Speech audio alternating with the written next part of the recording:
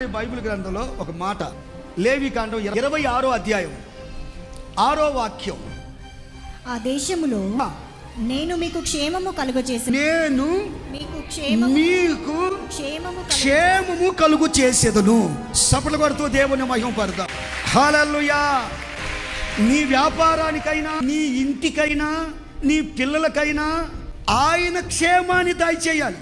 ఆయన క్షేమం దయచేయకుండా నువ్వు ఎంత మంచి ఇల్లు కట్టిన ప్రయోజనం ఉండదు, నువ్వు ఎంతమంది పిల్లలకన్నా ప్రయోజనం ఉండదు, నువ్వు ఎంత వ్యాపారం చేసిన ప్రయోజనం ఉండదు.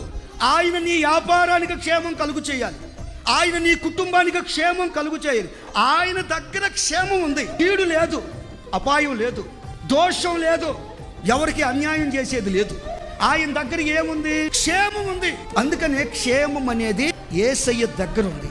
యేసయ్య నీ కుటుంబానికి క్షేమం కలుగు చేయాలని వాగ్దానం చేస్తున్నాడు. ఏమని? నువ్వు ఎక్కడున్నా, ఏ ప్రాంతంలో ఉన్నా, ఏ దేశంలో ఉన్నా, ఏ రాష్ట్రంలో ఉన్నా, నేను మీకు క్షేమాన్ని కలుగు చేసే దేవుడను. ఆయన క్షేమాన్ని కోరుకునేవాడు, ప్రతి ఒక్కరికి మేలు చేయాలని ఆశించే దేవుడు. హల్లెలూయా. అలాంటి గొప్ప దేవుడు, అలాంటి ఉన్నతమైన యేసయ్యను ఆశ్రయించటం మన ధన్యత. అందుకనే కూడి వచ్చిన మీ అందరికీ యేసయ్య క్షేమాన్ని కలుగు చేయునుగాక, ఓ ఉన్నతమైన ఆశీర్వాదాన్ని దేవుడు అనుగ్రహించునుగాక.